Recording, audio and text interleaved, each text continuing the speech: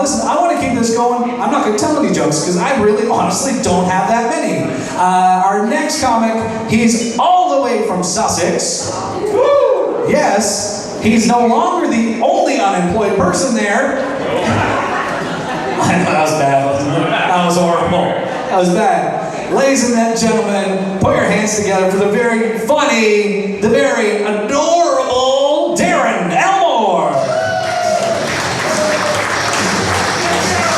Thank you, Mark. Mark Burnett, everybody. Give him a round of applause. Thank you. It is great to be here. And when I say that, I mean it. I really mean it, because I was driving up from Sussex, taking Highway 10 up from Sussex to meet the Trans-Canada, and found out the highway was closed. Yay! Because we love surprises. So I fought off some cannibal hillbillies, took the back roads, and made it here finally, thank God. For those of you who don't know much about Sussex, I'm going to ruin that for you. I am from Sussex. Very interesting thing that not a lot of people know about Sussex is that there is nothing interesting about Sussex.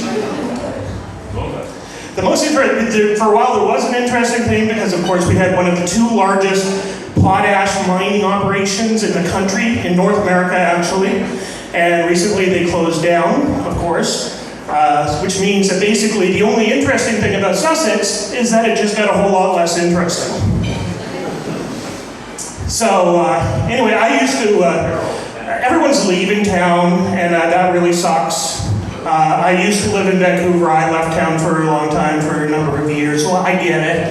And don't get me wrong, I think it's important for people from the Maritimes in general to leave every once in a while, if for no other reason than to learn that there are other ways to prepare food than boiling it.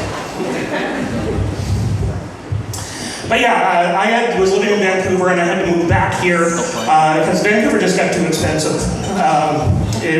It was profoundly expensive, and the problem was it wasn't even that I lost my job, which I did. It wasn't that my rent jumped by about $100 a month, which it did. It became too expensive really when my parents stopped sending me money. And I had them fooled too. I told them I was doing some volunteer tech work for the Canadian Armed Forces. But then they found out that I was just playing Call of Duty 12 hours a day.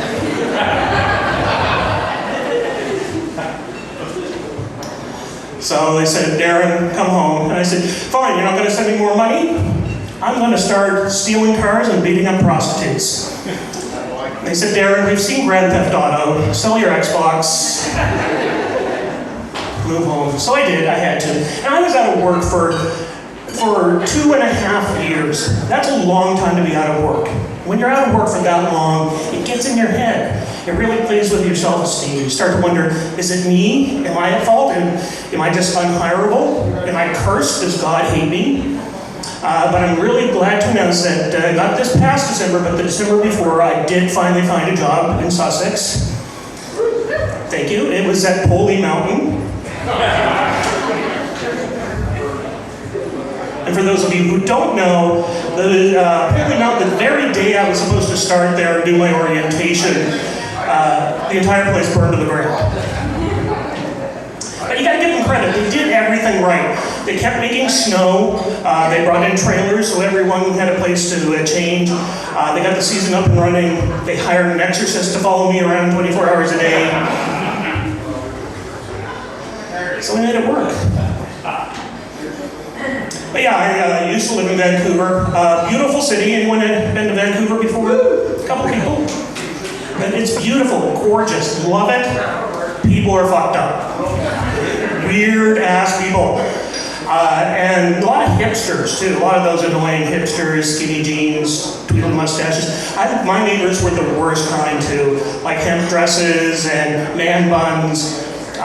In fact, they were so bad, they actually owned a pet skunk, if you can believe that. A pet skunk. And they abused that poor thing night and day. I was so mad. It got to the point where I had to go over and bang on the door and I said, listen, if you don't stop mistreating that poor animal, I'm going to call the SPCA. And I said, dude, we don't own a skunk. And I said, really? buy better weed. Yeah, Vancouver. One pothead in the crowd, is that it? Come on, Fredericton, we need to... Where are the potheads, damn it? I guess you're an alcoholic crowd, are you? Cocaine? Meth? Where's the meth section? Oh, meth back there. Okay, thank you, saw ya. Yeah, Vancouverites love their weed. They do love their weed. The only thing that they love more than their weed is their organic food, which is a little annoying. That's one of those weird places where you can get a 20-minute lecture on the importance of knowing exactly where your food came from and how it was grown and processed and sold from somebody who doesn't even know the real first name of their pot dealer. Buddy. But is that his real name? Is that his first name? It's like you'll be eating. This is beautiful kale. Where'd you get it? I got it at a farm. It was grown at a farm, certified organic out in Chilliwack, sold at fair trade prices at the farmer's market. Oh, where'd you get the weed? I bought it at a house party from some guy named Gandalf. That's about all I know. But yeah, so now I had to move back. Things weren't working out in Vancouver, and I decided I had to make some changes in my life. Starting off, I had to lose some weight and get fit. Because things were getting out of control there with my health, and it's scary. And I'm very proud to say that I just passed a milestone. I just lost my 50th pound in the last year. No need to apply. It's a work in progress, of course, and also I'm lying to you. I've gained 30 in the past month. Yeah, it's the weed. I'm blaming it on the weed. But yeah, it's scary. It's my fault. I eat terrible shit all the time. I do. I know it's my fault, and it's terrifying. I don't have any control over food. In fact, it got so scary for me that I decided to make a living will, and I put in a do not resuscitate clause in it. That's not a do not resuscitate clause, that's a donut resuscitate clause. By the way, if you find me unconscious, just shove Tim Hortons in my face. If I don't respond, let me go. A friend of mine told me, actually, you know, the quickest way to lose a lot of weight really fast, really healthy, is a juice cleanse. And I think I'm going to try that. It sounds like something I can do that's an attainable goal. And I'm going to try it as soon as I can find a blender that can liquefy an entire Greco's Party pizza. Not as easy as you might think. I also decided that I was going to quit drinking and start going to AA meetings. I know, the alcoholic in the crowds. Just don't boo, just listen to me, just hear me out. I'm not going to AA meetings because I have a drinking problem. I'm not an alcoholic. So I'm only going to AA meetings because as a comedian, it's way easier to get stage time there. And I don't feel I'm being vain when I say that I am the funniest person on those shows. I mean, I get it, yeah, you lost your kids. Burying your punchlines is not going to bring them back, okay? Okay, a lot of alcoholic crap. You know, for such meth-using, weed-smoking alcoholics, you guys are very judgy.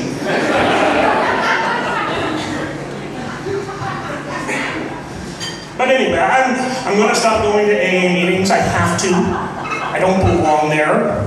I mean, look at me. I clearly don't belong there. My reasons for drinking are valid.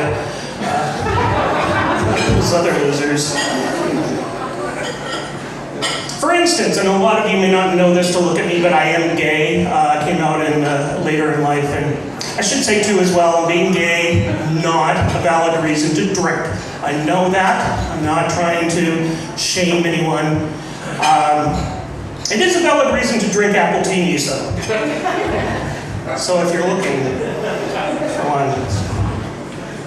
And ladies, if you're with your boyfriend or husband and you're drinking an apple tea, and he leans over and says, "I'm just curious what they taste like." He's talking about cock. I'm sorry. Don't blame the messenger on that one. Send them to me. Send them to me. I'll talk him through it. I'll talk him through it. We'll get through this together.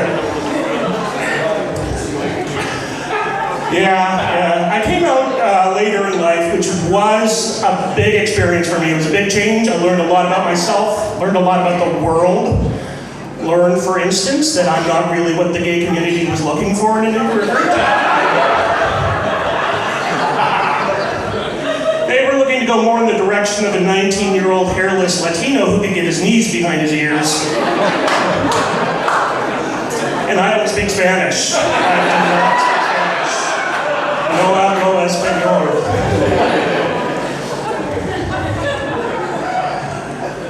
I also found out that I'm a bear, as it turns out. And for those of you who don't know the term, bear is a subset of gays, and we're called bears because, well, we look like bears, I guess. And I'm one because I'm big and hairy, and I've been known to maul campers for food, I guess. And my gallbladder is worth $3,000 on the Chinese black market as an aphrodisiac. So, hello, retirement plan. It was a tough adjustment for me, especially the sex part. And now look, I know there's a lot of people who say that man-on-man sex is disgusting, it's wrong, unnatural, and gross. And I gotta say that's a little hurtful to hear. It's completely true, but it's really hurtful to hear. Will definitely raise the level of your laundry challenges. I have no qualms about admitting that.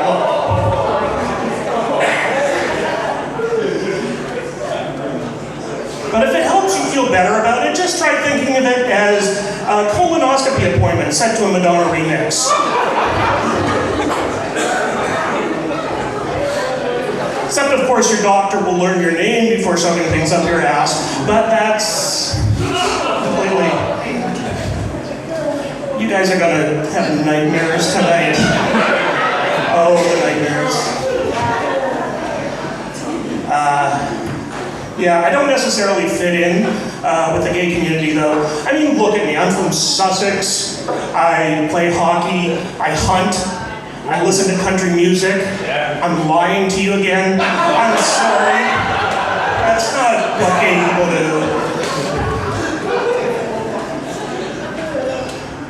In all honesty, though, I do listen to death metal and I play rugby, but and I'm not lying about that, obviously. But for me, there's just so much about being gay that the gay experience that I don't really understand. Like the whole concept of pride. Anyone been to a pride parade? No one? Oh, maybe there's one. Not weed pride. Not meth pride. I'm sorry. But for me, the concept of pride, I don't get it necessarily because gay men have no pride. We will wear or fuck anything. We will. If it's been on TV or has cocaine on it, it's going on or in us in some fashion.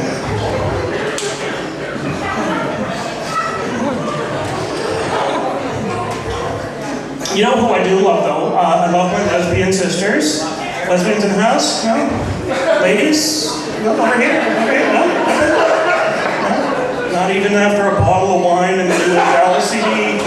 No? Think about it. Just think about it. Think about putting it on the back burner.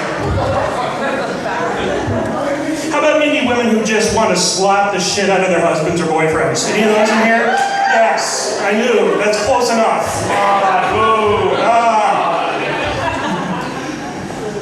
I love lesbians so much.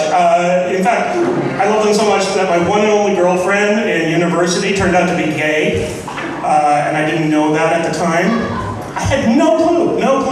Looking back, there were clues, of course. For instance, her name was Barb.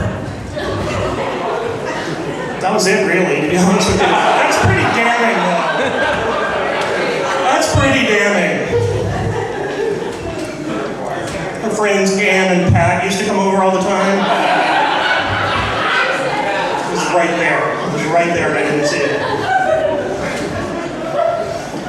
Lesbians think, though, that gay men hate women, and in my case, that's not true at all. I don't hate women, it's just your vaginas. And look, I know what I'm talking about. I've seen vaginas up close. I have.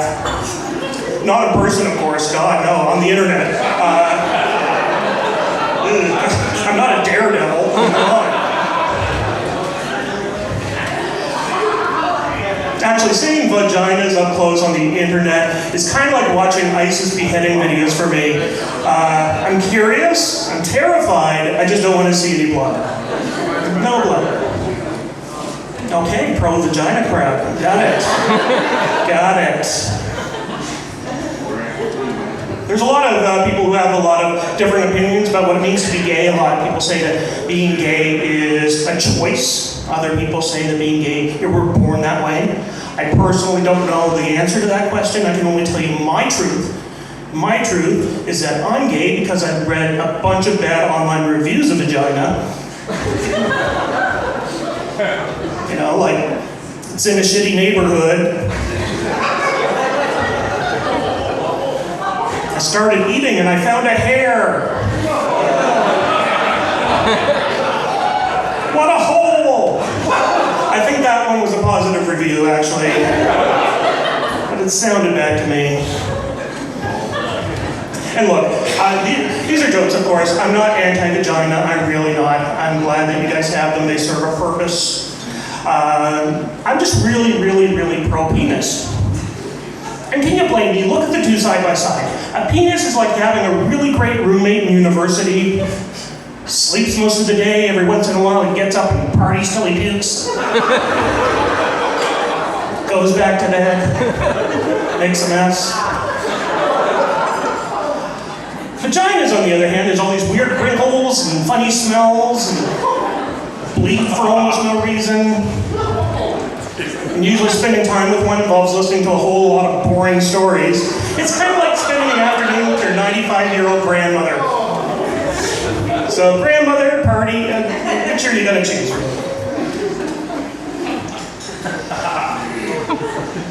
It's interesting being gay in New Brunswick. I've been told before that I have it easier coming to doing small towns like this because I'm not your typical flamboyant, effeminate homosexual. And I've even been, some people have even gone so far as to say that I'm a safe gay. And I don't, that term bothers me for two reasons. Number one, I don't think that being masculine or feminine are one's better than the other. I think they're both equal, they're different energies, everyone has different qualities and different measures in them. And as long as you're being the best version of that you can be, that's terrific. I think that's great and should be supported. The second reason I don't like being called a safe gay is that I stab a lot of people. Very stabby. I might stab some of you tonight if you don't start laughing at these jokes. Who here bleeds a lot? Anyone bleeding? No? Yeah, so now I'm just gay in Sussex, that's fun. It's really hard being gay in Sussex. First of all, you have no idea how hard it is being gay in a town where the only men's clothing store is Walmart. There's no glitter on any of that shit. But I try to fit in, I do. I try. It's hard. Mainly because everyone there wears camouflage all year round, so I can't see them. I don't know they're there until the truck starts up, and then it's too late, they're gone. But Sussex is my town. I love it. I do love living there. It's great. And I shit on it a lot. I know I do. I shit on it constantly. Literally, too. Every night, 3 a.m., I go down and shit on the steps of Town Hall, leave a little message that says, "Get a Starbucks already." Nothing yet. But yeah, I do love it, and here's why. When I was growing up there, I was terrified that anyone would find out that I was gay. Just absolutely mortified at the thought, because it was such a backward town. And this was just in the 80s, too. It was terrifying that anyone would find out. And then, just last year, I went and did a show in Sussex. I stood up on a stage in front of all these people that I was so afraid of, and I did vulgar jokes about butt sex and whatnot. And let me tell you, they were so cool. They didn't boo, they didn't hiss, they didn't throw things at me, they barely even set me on fire. So there is hope. If there's hope for Sussex, there's hope for the entire world. So I'm going to leave you with that, guys. Thank you so much for being an awesome crowd. I love you. Enjoy the rest of the show. Have a great night.